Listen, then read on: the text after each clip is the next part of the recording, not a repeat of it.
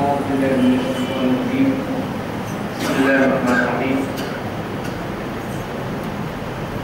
ما كان لأهل المدينة ومن حولهم من الأعراب أن يتخلفوا عن رسول الله. قال تعالى في شأن حبيبه: إن الله وملائكته يصلون على النبي يا أيها الذين آمنوا صلوا عليه وسلموا تسليما. اللهم صل على سيدنا وسيدنا وشفيعنا وحبيبنا وطبيبنا وطبيب قلوبنا وقرة أعيننا ومولانا محمد وآله وصحبه وسلم. مسلمان محترم عزیزان ملت اسلامیہ، ساری دنیا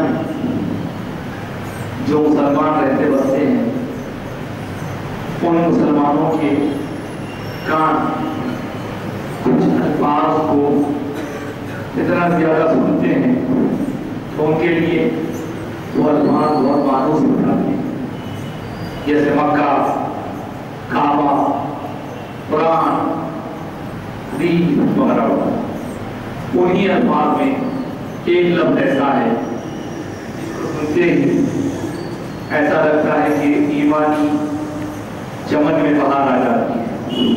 وہ لفظ کون سا لفظ ہے؟ وہ لفظ ہے مدینہ۔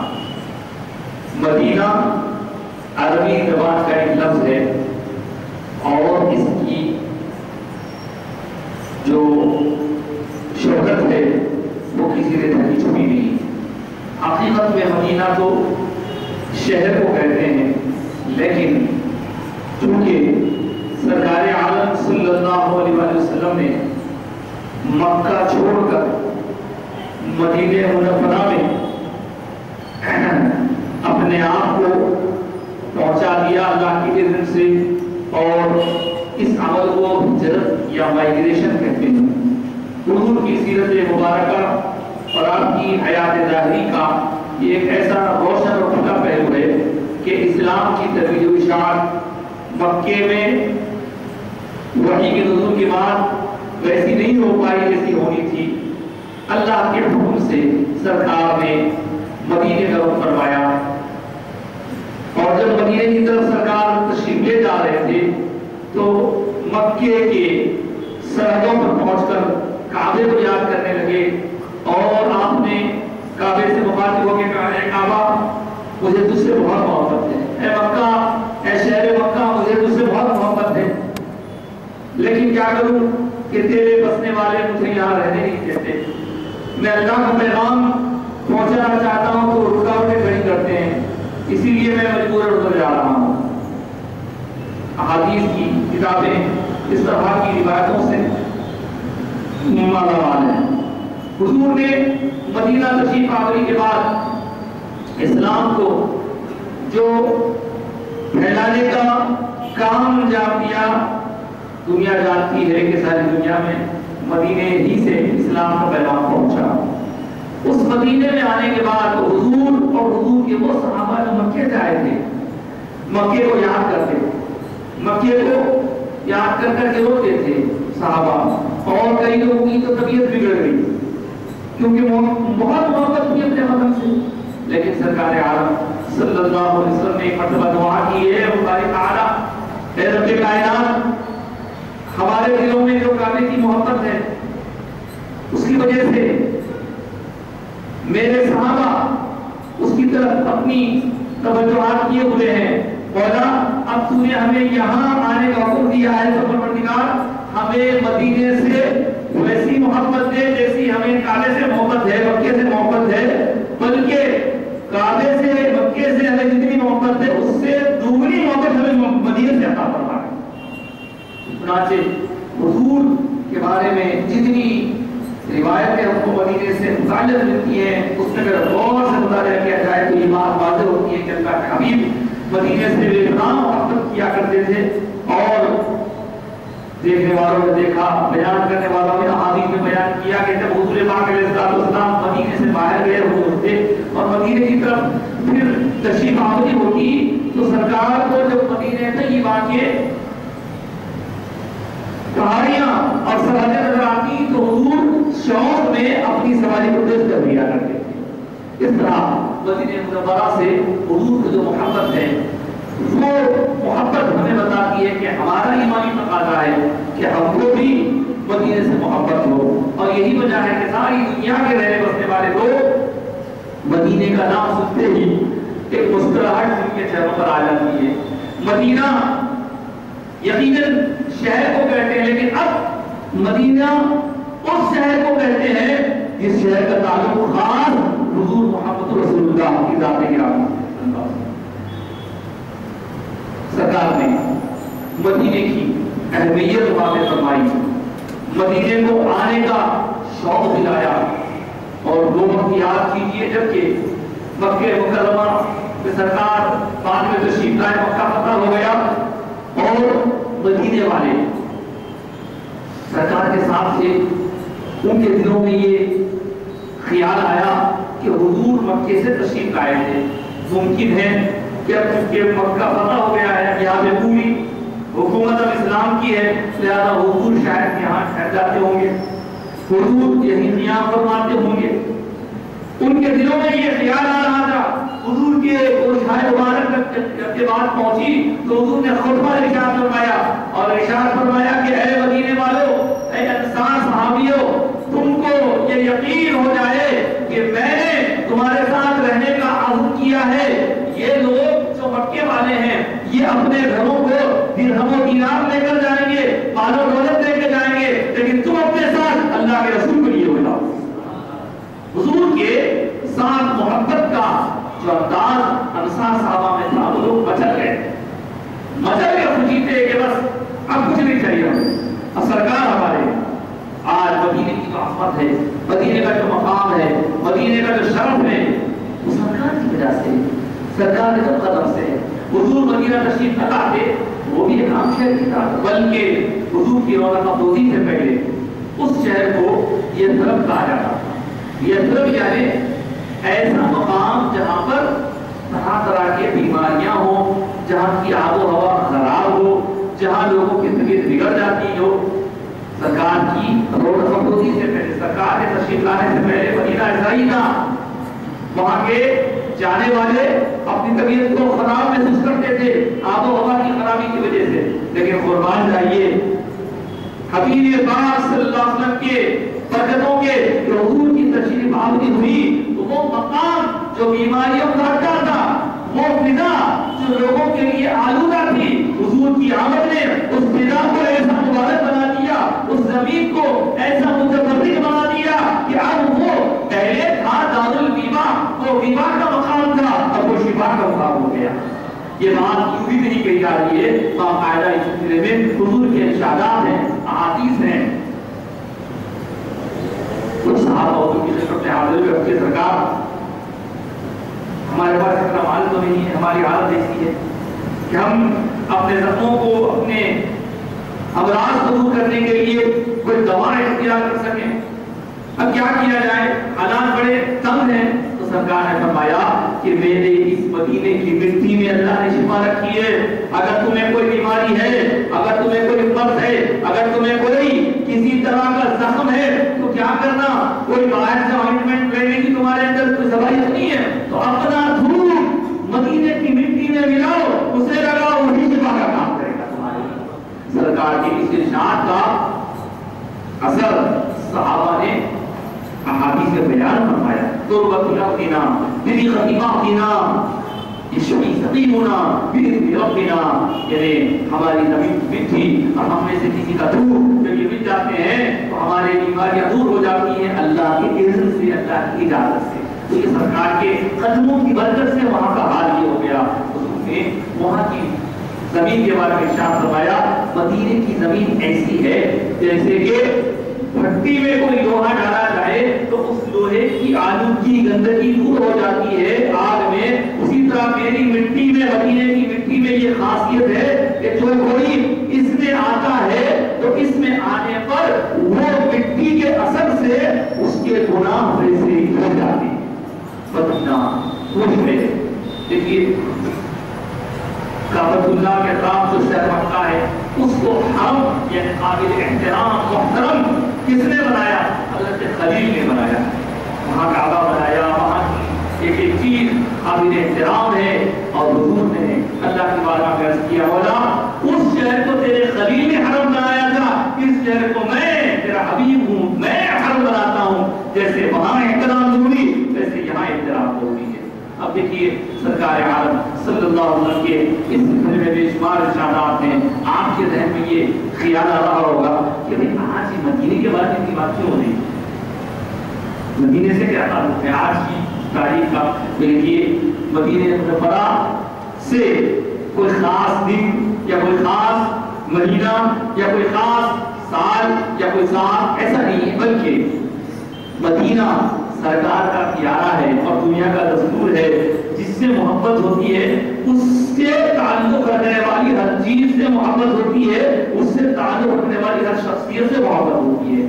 یہی وجہ ہے کہ مدینے سے ہم سب محبت کرتے ہیں, وہاں جانے کو دوڑتے رہتے ہیں. وجہ یہی ہے کہ سرکار عالم صلی اللہ علیہ وسلم نے اس شہر کو بڑی اہمیت دی ہے اور سرکار کا یہ بھی ارشاد اور مدینہ منورہ میں مسجد نبوی میں لکھا ہوا ہے کہ اسلام یہیں سے پھیلا تھا اور ایک زمانہ ایسا بھی آئے گا جب کہ اسلام سکڑ کے ایک جمع ہو جائے گا.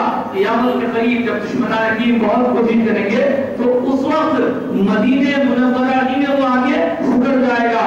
لیکن جتنی بیماریاں ہیں جتنے بیماریں ہیں وہ سب مدینے کے باہر رہ جائیں گے. مدینے کے اندر کوئی بیماری نہیں آ سکتی. مدینے کی زمین وہ ہے اور پھر سرکار عالم صلی اللہ علیہ وسلم کے دربار میں حاضری کا ایسا شرف ہے, یہ ایسا شرف ہے. اب دیکھیے ایک طرف سے یہ ساری باتیں 1400 سالہ تاریخ ہے ہماری, لیکن ایک طرف ہمارے کانوں تک پہنچنے والی وہ آوازیں ہیں, وہ سوالات ہیں جو نت نئے انداز سے ہمارے سامنے آتے ہیں. ارے بھائی حج تو مکے میں ہو جاتا, مدینہ کا کیوں جانا, مدینے میں کیا ہے, مدینے میں ایسی کیا خاص بات ہے. اس طرح کے سوالات کر کے مدینے کی اہمیت کو کم کرنے یا مدینے کی اہمیت کو گھٹانے کی ایک سازش دشمنان دین کی طرف سے چل رہی ہے اور اس سازش کا شکار کچھ ہمارے نادان بھولے بھالے بھائی ہو جاتے ہیں. مدینے میں کیا ہے, حج تو مکے میں ہو جاتا, مدینے میں کیا ہے.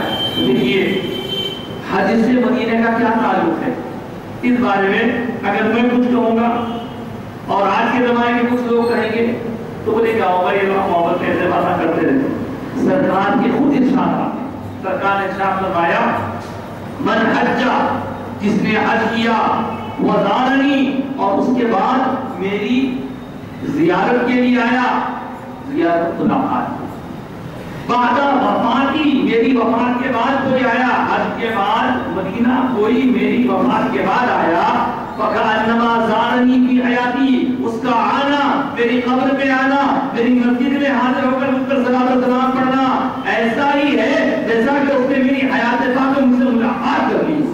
اب اس سے اور کیا شرف چاہیے ہمیں.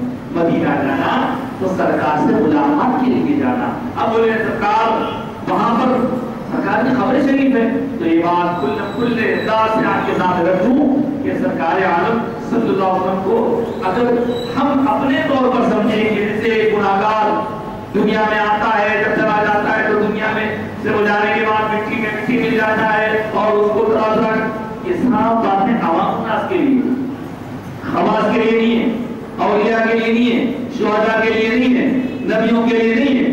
اور یہ بات خود حدیث پاک سے ہے کہ اللہ کے حبیب سرکار عالم صلی اللہ علیہ وسلم نے ارشاد فرمایا ان اللہ حرم, قال رسول اللہ صلی اللہ علیہ وسلم, اللہ کے رسول نے ارشاد فرمایا ان اللہ حرم علی الارض ان تاکل اجساد الانبیاء, کہ بے شک اللہ نے زمین پر یہ حرام کر دیا ہے کہ وہ انبیاء کے جسموں کو کھائے, جسموں کو نقصان پہنچائے. کیوں؟ فنبی اللہ حی یرزق, سرکار نے کیا فرمایا اللہ کا نبی زندہ ہوتا ہے اور اس کو رزق دیا جاتا ہے. یہ نبیوں کے بارے میں ہے, شہداء کے بارے میں ہے. شہداء کے بارے میں تو قرآن کہتا ہے وَلَا تَقُولُوا لِمَنْ يُقْتَلُ فِي سَبِيلِ اللَّهِ أَمْوَاتٌ, کہ اللہ کی راہ میں جو مارے جائیں انہیں مردہ مت کہو, وہ زندہ ہے. اب آپ دیکھیے شہید کا مرتبہ بڑا ہے کہ نبی کا مرتبہ بڑا ہے. تو ہر بچہ یہ کہے گا شہید تو نبی کا راستہ بتانے کے بعد، نبی کی وجہ سے راستہ ملنے کے بعد شہید ہوتا ہے. نبی کا مرتبہ شہید سے بڑا ہے، اور نبی کا مرتبہ شہید سے بڑا ہے.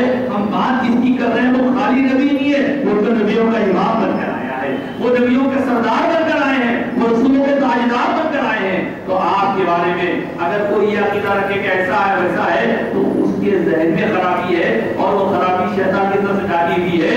حقیقت یہ ہے، پکی بات یہ ہے کہ حضور پاک علیہ السلام اپنے قبر منقدہ میں اپنی شان کے مطابق ہم جس کا گمان نہیں کر سکتے، جس کا ہم تصور نہیں کر سکتے، حضور سلامت ہیں. اور سلامت ہیں اس کی دلیل حدیث سے آپ کو مل گئی، اور یہ حدیث ہے جس میں کہا گیا کہ جو لوگ درود پڑھتے ہیں، دور سے پڑھتے ہیں تو فرشتے بھیجتے ہیں، اور قریب سے پڑھتے ہیں. مسجد نبوی میں آپ کا کوئی درود پڑھتا ہے تو اس کا درود میں خود سنتا ہوں، خود جواب ہے، حضور جواب دے رہے ہیں. اور کیا چاہیے کسی کو حضور کے بارگاہ میں حاضر ہونے کے بعد سرکار کی بارگاہ میں حاضری ہی بڑا شرف ہے. تو اب دیکھیے اگر آپ کے کانوں پر کسی باتیں پہنچے مانیے کہ کیا ہے، تو دیکھیے حج کرنے کے بعد بہت سے لوگ مدینہ گئے ہوئے، حضور نے خود حج سے ڈائریکشن لگا، ٹھیک ہے مناسک سب سے زیادہ ہو جاتے ہیں، لیکن اپنے آقا کی بارگاہ میں حاضری اور حضور سے شفاعت کا معاوضہ، حضور کے دربار میں حاضری کا شرف، یہ ایسی بڑی فضیلت ہے کہ اس فضیلت کو وہی سمجھ سکتا ہے جس کے پاس اللہ نے ایمان کی نظر عطا فرمائی ہے. ورنہ جس کی آنکھوں میں نور نہیں ہے وہ کیا دیکھ سکے گا کیا کچھ ہے.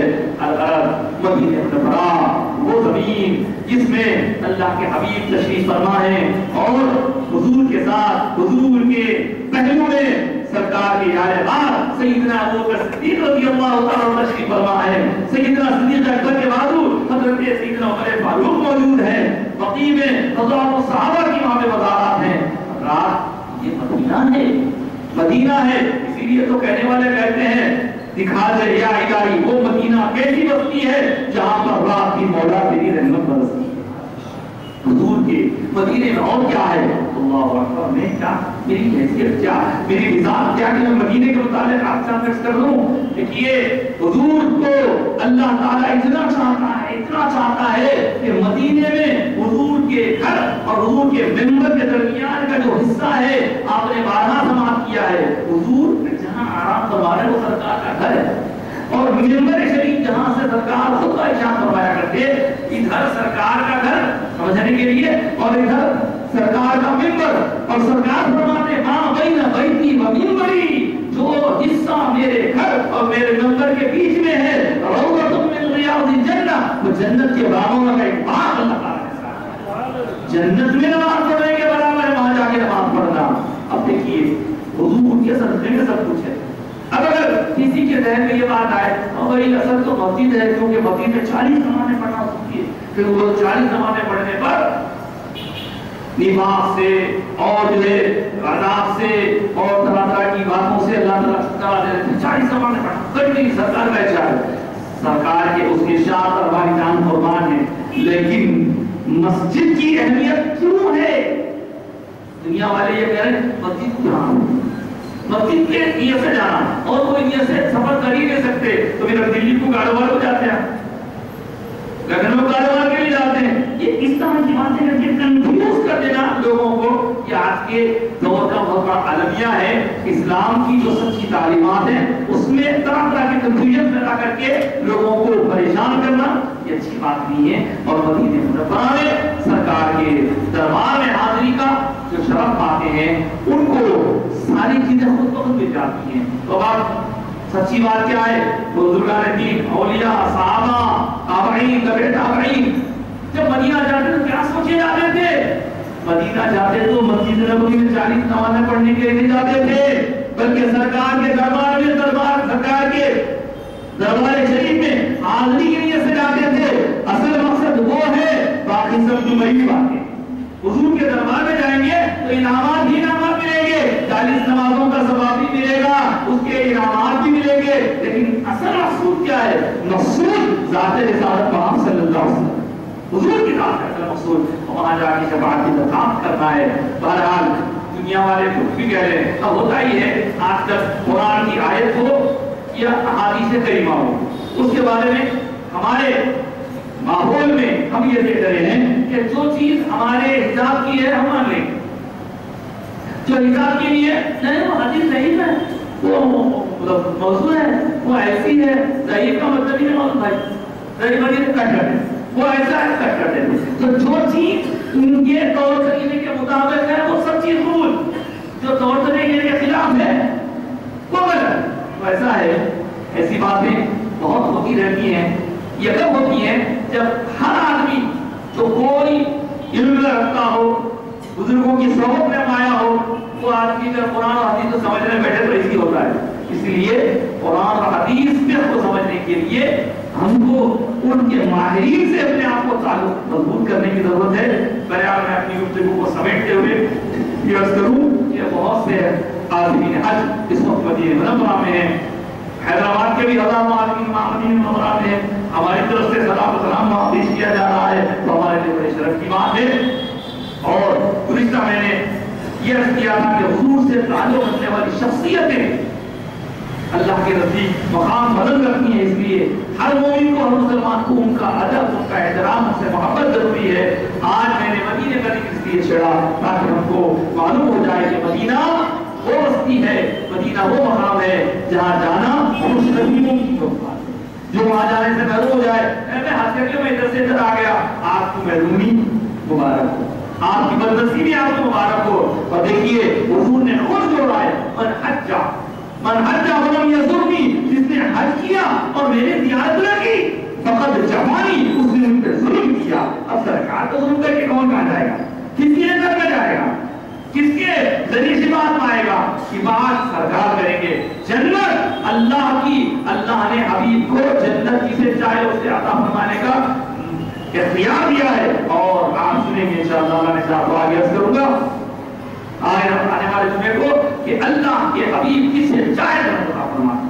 بہرحال اپنے ذہن، اپنے فکر کو، اپنے ایمان کو محفوظ رکھنے کے لیے ضروری ہے کہ ہم اچھے لوگوں کی صحبت میں رہیں، اور غلط فہمیوں اور کنفیوژن، یہ غلط، وہ غلط، وہ ضعیف ہے، وہ ناضعیف ہے، وہ قوی ہے، ان باتوں میں پڑھ کے اپنے ایمان کو خراب مت کیجیے۔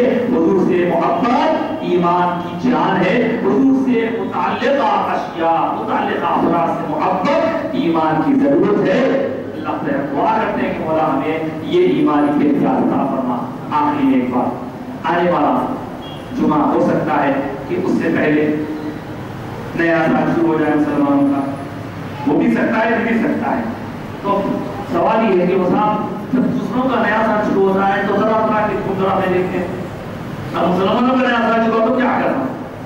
مسلمانوں کا نیا سال شروع ہوتا ہے اور ختم ہوتا ہے تو یہ درس دیتا ہے کہ اے بندے اللہ کا فرمانبردار رہ، اور اپنی ساری کوششیں، ساری صلاحیتیں اللہ اور اس کے رسول کی رضا جوئی، خوشنودی میں صرف کر۔ یہ پیغام ہے، آخری مہینہ جاتے جاتے ہمیں یہ پیغام دے رہا ہے۔ اس میں حضرت ابراہیم خلیل اللہ کے جذبہ قربانی کو یاد کیا ہم نے، حضرت سیدنا عثمان غنی رضی اللہ تعالیٰ عنہ کی شہادت کو یاد کیا ہم نے، اور یہ آخری دنوں میں حضرت عمر پر یہ حملہ ہوا، اور ایک محرم جو آپ کی شہادت ہوئی، انشاءاللہ آنے والے جمعے کو حضرت عمر میں بھی کچھ توجہ جنہیں آپ کے ذکر مبارک سے اپنے ایمان کو تازہ کریں گے۔ الغرض ہم کھیل کود، پٹاخے، آتی بازی، دھوم دھڑاکے کے لیے پیدا نہیں کیے گئے، ہماری پیدائش کا مقصد عبادت ہے، اور عبادت صرف نماز یا قرآن کو نہیں بولتے، بلکہ ہمارا ہر عمل اللہ اور اس کے رسول کے احکام کے مطابق ہو، ہم سے کوئی نافرمانی نہ ہو۔ یہ سوچیں تو یہ مہینوں کا آنا، یہ سالوں کا آنا، سال آ رہے ہیں، سال جا رہے ہیں، ان کے آنے جانے میں عبرت ہمارے لیے، اس کو ہم قبول کریں اور اپنے آپ کو گناہوں سے بچانے کی ہم فکر کریں گے۔ اللہ کی بارگاہ میں دعا ہے مولا تعالیٰ اپنے نیک بندوں میں شامل فرمائے اور صالحین کی صحبت عطا فرمائے۔ اسلام و ایمان مولا انہیں ہمیں عطا فرمایا، اس کی مضبوطی کی حفاظت فرما، اور ہمارے جان مال عزت و عقل کی حفاظت فرما، اور مولا تعالیٰ تیرے فضل و کرم سے جیسے ہمارے شہر کی پرامن فضا ہے مولا، اس پرامن فضا کو بنائے رکھنے میں مولا تعالیٰ تیرا فضل شامل ہے۔ اے اللہ تیری بارگاہ میں ہم سب دعا کرتے ہیں کہ دشمنان دین کے برے عزائم سے ہم سب کو محفوظ و مامون فرما، اور ہمارے شہر میں امن جیسا ہے امن ہمیشہ امن رہے، اور جو بھی سازشیں سازشی کر رہے ہیں ان کی سازشیں تباہ ہو جائیں، ان کی سازشیں تمام تر بیکار ہو جائیں، اور مولا تیرا فضل ہو جائے اور سارے اہل ایمان کے جان مال عزت و آبرو اور اسلام و ایمان کی حفاظت ہو. آمین یا رب العالمین. وآخر دعوانا ان الحمدللہ.